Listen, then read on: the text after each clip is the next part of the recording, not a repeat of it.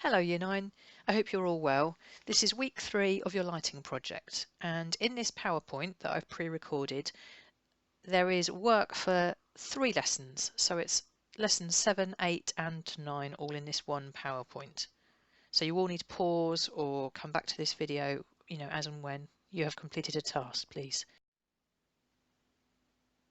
So your learning objectives for this lesson are to be able to create and write a design specification that will then be used to guide your designing. And this is how designers work. They get given a list of requirements and they know that they have to include these key things when they design. So if it's a phone designer, they have to make sure they've got the key functions of the phone, possibly something to do with the comfort, the handling of the phone. If it's a trainer designer, they would need to think about the materials that are used, making sure that there is comfort, that there is appropriate fastenings. They would have a list of requirements, and that's basically what a design specification is. It's a list, it's like a to-do list.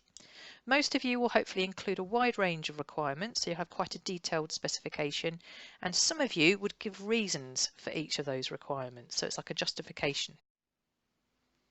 In a year's time, you will have begun your major project, which is worth half of your grade, a total of 100 marks. The exam is 100 marks total, and your coursework, your major project is 100 marks as well. Now for 10 marks maximum, you can get 10 marks if you produce a really good design brief and specification. So here you can see in the different columns the different requirements for the gradings. Okay, so let's take grade 4 to 5, which is obviously a good strong pass.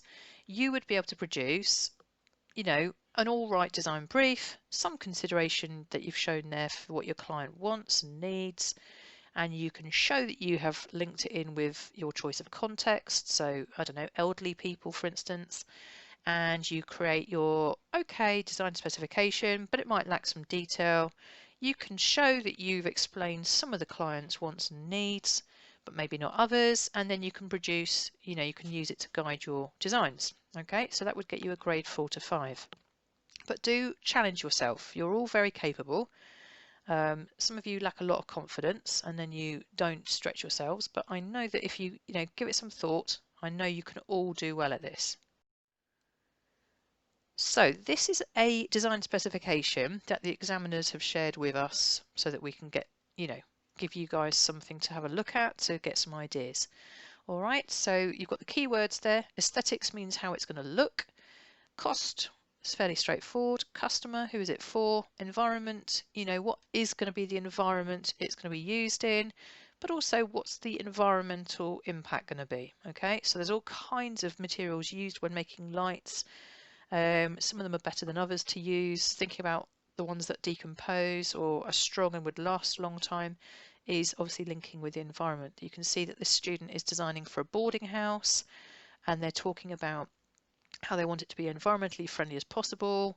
So looking at using, these long-lasting light bulbs or an LED because they don't, use lots of power, electricity, and also creating packaging that could maybe be, very recyclable.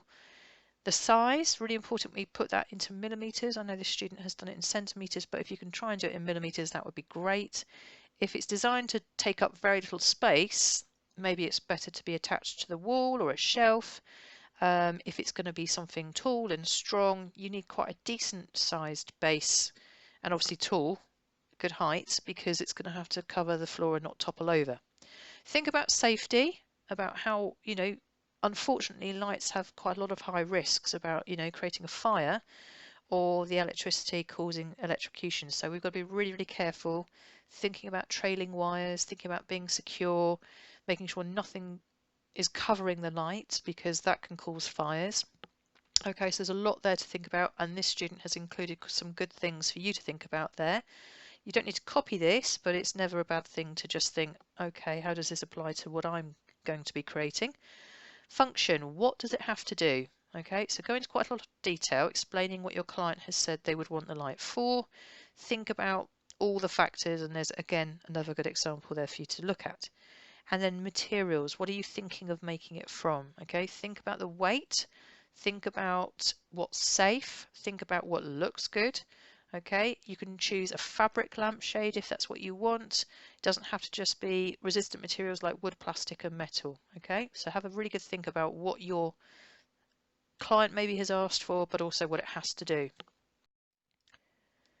So this is something you can use as a template if you're writing this using a computer, you know, some kind of device, then you can copy and paste this and get rid of the words that are in brackets. Just use the bold subheadings there down the left hand side. If you're writing this on paper, just write out the bold words, and then I've tried to put into brackets there things that will help you. So aesthetics is basically all about the appearance. If it's going to be a wooden light, think about, are you going to paint that, polish it? Are you going to wood stain it? Are you going to varnish it? We know that when we did the plane project, a lot of you preferred the sort of oil effect because it really helped to show the wood grain. Now that is classed as aesthetics. If you're thinking about plastic or metal, are you going to go for something that is shiny or looks like it's been brushed? There's lots to think about, and hopefully from your mood board you can use that to help you. What's the cost? You know, the selling price. Who's it for? What are their needs? It's all self-explanatory if you look at this slide.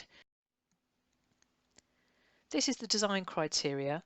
It can get you up to 20 marks in the major project if you follow these design guidelines. Okay, so you've got to be creative and avoid design fixation.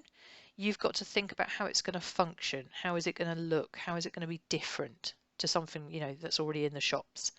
What does the user want? Okay, so be prepared to sketch loosely, experiment as you go. If it's going to help you, use card or paper to try and model out some ideas. You could use CAD. So Onshape is a type of computer aided design. You could use that to try out different ideas and then just screenshot them, you know, control and print screen, a range of those onto a page, and that would really show me what you've come up with. Okay, that's a different type of design strategy. All right, but do be experimental, do keep an open mind, and do use your design specification to guide you. I'm going to show you some really high graded light designs. The student has used architecture and buildings. They are to inspire lights, okay? They're well annotated and they are linked to what the client wants. Okay,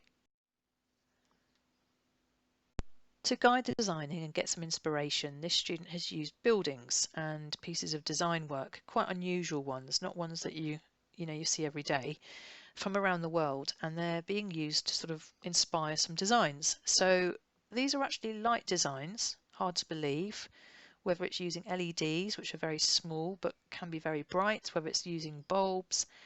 There's all kinds of creation here. This really shows the examiner that these are innovative. That means, they're original, they're quite unusual, they're creative, they're not something you see every day. They've been well explained.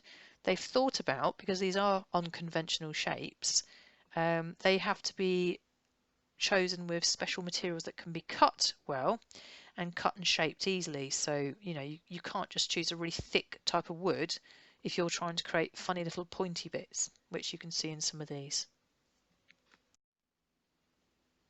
So now it's your turn to use your specifications, to use the exemplar work for inspiration or, for guidance, and the I can statements to create a few pages of light designs for your client. Okay, so look at that to-do list, which is your specification. Remember what we're looking for here, no design fixation. So sketches, play around with shapes, colours, patterns, materials. There is so much scope here if you really think about it and don't fixate on one thing. Good luck! So if you've come back to this, having completed some design ideas, have a think which is your most suitable light so far. So you could start evaluating each idea for their suitability to see what you think is the best one for the client that you've got. Okay, good luck. Goodbye.